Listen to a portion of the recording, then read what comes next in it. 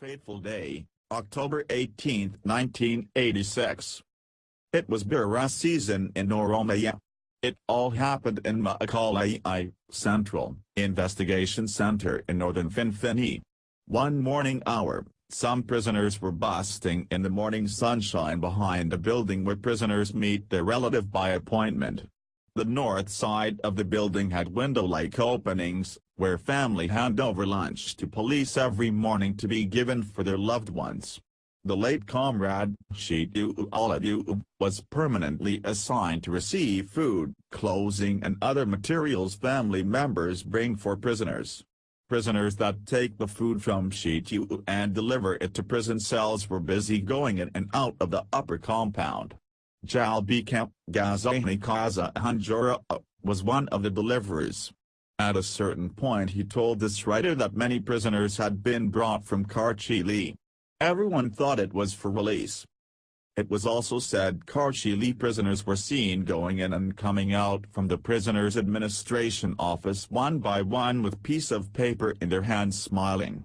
Then Yigezu came again and told him that prisoners from lower compound including our comrades Lieutenant Yigezu, who was a graduate of Military Academy, and Kebede, who worked for Ministry of Agriculture around Idama, were called out. Then this writer saw from distance when Muhe was called. Muhe were a member of the highest leadership of OLF. Then no sooner Became, who was first deputy president of Confederation of Ethiopian Labor Union, was called. Now the matter became a puzzle. Those who were busting in the sun were excited and went in to wait for the news of Finfinnee. After some time the administration asked for their belongings.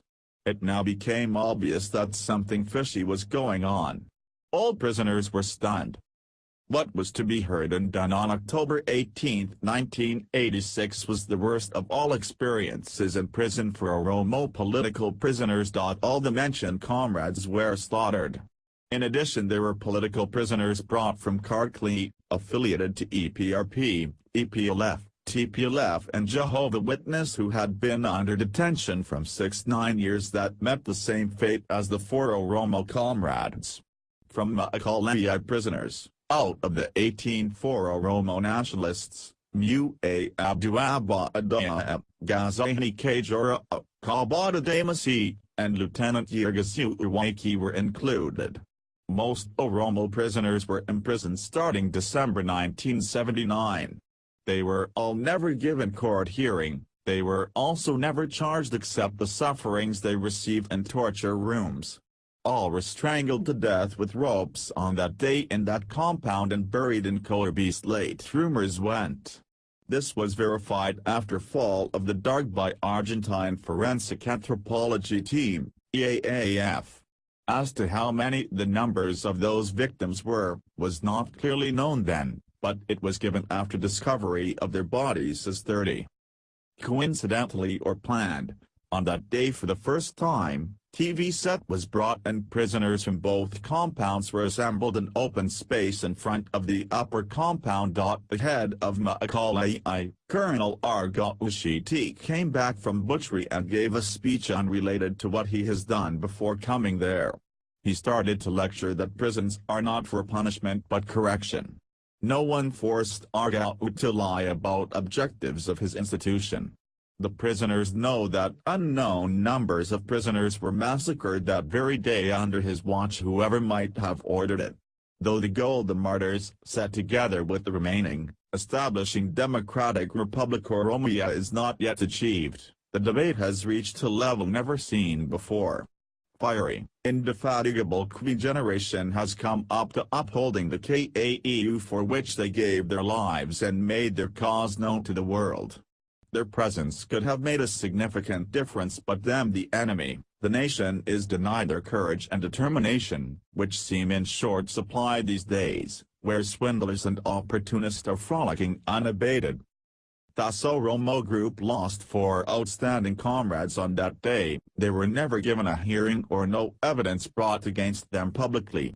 The remaining 14 comrades can say or do nothing except waiting for their turn, dying from inside.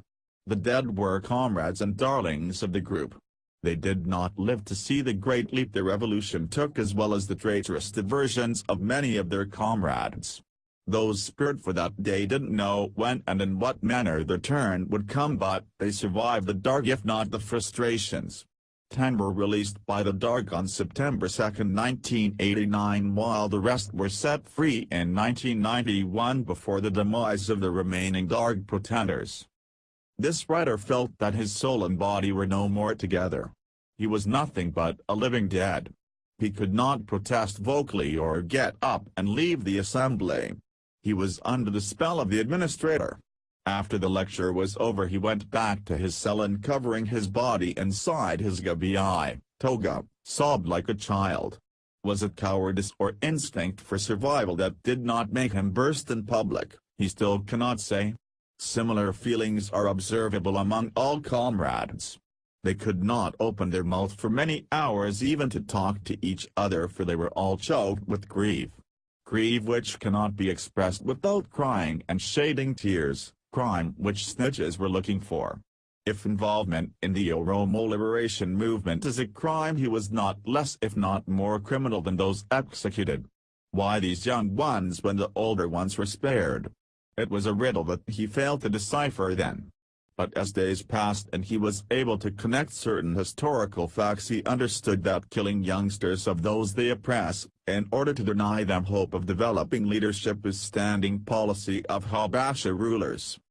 Action taken outside the rule of law has no rational or basis, and this writer has no answer for his mental query. But days passing and connecting historical facts, he realized that killing the young and energetic is tactics of Habasha rulers to deny those they dominate the hope of developing leadership. The huge Oromo population, fertility of Oromo mothers, and the capacity of Oromo tradition to integrate aliens, is what bothers them from time immemorial. They want to reduce it by all possible means, including extrajudicial killings, poisoning, castrating, sterilizing, spreading diseases like AIDS, cholera and the likes, and denying the necessities of life like food for the needy. Agazi's shooting children on head and heart to kill is part of this. They did not originate such techniques but copied from fascists and admirers of their methods. But each action can boomerang, and woe to them when that happens.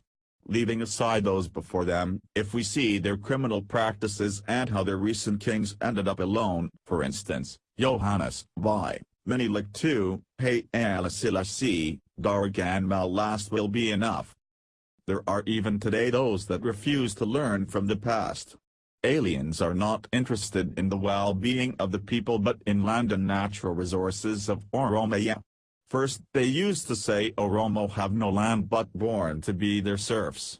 When that refused to hold water, they started to say we have formed blood ties through breeding. That also doesn't make them different from other peoples of the world. Then they started wooing Oromo runaways to help them in reoccupying. Such are self-serving Oromo, though pretending to care for the people. Just not to yield to own national peer, they throw lifeline to national enemy that history rejected. Those are the types that don't feel comfortable without alien master. However, Oromo youth are aware that their life cannot be spared, and they cannot lead a peaceful and stable life unless they totally get off the oppressor from their back. Not only those that are Oromo but even those that take residence in Oromia are obliged to defend Oromia from aggressor coming from outside her. Be it to put own people's history, culture and tradition under mercy of aliens, or taking having alien gene as excuse and making oneself ready to serve autocrats that commit genocide, is nothing but cowardly. These days it is observed one a theory that says those that are of mixed blood could get proper place only in unitary empire state. Oromo have a country, and that is Oromia. If they are born from any of the Oromo parents, they belong to Oromia unless they disclaim and opt for another country. All peoples have laws and traditions by which to trace genealogy, and that of Oromo hybrids will not be different. There is no third alternative but to join one's father or one's mother, or be cosmopolitan and fit anywhere without prejudice. Oromo are not those of the past whom they used to load and drive, but those which are out to reclaim their lost freedom and dignity. It can be frightening to be a member of the oppressed group, for it has more deaths, humiliations and sufferings. But freedom doesn't come without a cost. Now, things are changing since Oromo started to assert themselves. The Habesha want to continue approaching them with colonial symbols and Ethiopianism. They are still mentally colonizers despite changes in their relations. There is a long way left for them to understand the Oromo question. That is why they are pushing forward the hybrid question. We learned lots from imprisonment and the killings of our hero brothers on October 18, for whom ethnicity was never a question in fighting for Oromo freedom. Habesha bureaucrats did not even consider if a fly was killed from among us. The colonel and his group thought they would be safe by implementing orders for eliminating individuals. They had come doing that for over 15 years. At the end they saw that their actions only made fast their demise. They prepared a smooth ground for their nemesis. A harsher, more vengeful and tactful opponent destroyed their power and perfected their system. It didn't do to them what they were doing to others. They did not kill them but gave them the chance to defend themselves before a court of law, be it kangaroo or Janu, in which they denied others. Their objective is the same, their quarrel is for power. It was not their business to correct injustice done by Darg as people expected. As long as they can subjugate the colonies, they are not bothered correcting Darg's follies. The new rulers were not better than Darg, but the new patrons wanted them to at least pretend to be law-abiding and democratic. Yet, they are using all available means: kidnapping, summary killings, imprisoning, torturing and eugenics to suppress Oromo freedom and liberty, and for ethnic cleansing very diligently. That have added more fuel to the struggle that those martyrs ignited for independence of the fatherland. Many, including the colonel, died in prison for lack of comfort and treatment. The one that replaced them has perfected Darg's instrument of suppression and is moving in the way they showed it. Histories of Habesha oppressors show that there will always come a time when the oppressor takes the place of oppressed and experience not only all its brutalities but also all its sufferings. No one ever escaped that wrath. After the massacre, life continued as usual, waiting for come what may. Release came for most 3 years after the massacre and 5 years for others. For this writer, all are his younger brothers and comrades. They have gone through prison life together, which included corporal and mental torture. They have lived with him for 6 years, hosting torture victims all through those years. Agony of Oromo political prisoners behind the bars are more than one could tell. They have all eaten leftover palace guards, zilzal, leftovers that included chewed and spat cartilages supposed to be thrown out as garbage but sent to be recycled, and prison cells carried on Berea carrying concrete for building called Berea. Together they have shared the good and the bad. When this writer thinks of them, tears, nervousness, old pains from tortured body parts start to come back. For this reason he tries to avoid their memory to keep him sane. But how can it be possible if not self-deceit? It is now 30 years since they parted. Those comrades that survived them are still living by accident. Only free people die by accident. Most still have kept their promise to uphold the national KAU and fly their banner high. Rest in peace, comrades. You have taught us love, courage and patriotism. With your blood millions of patriots have blossomed.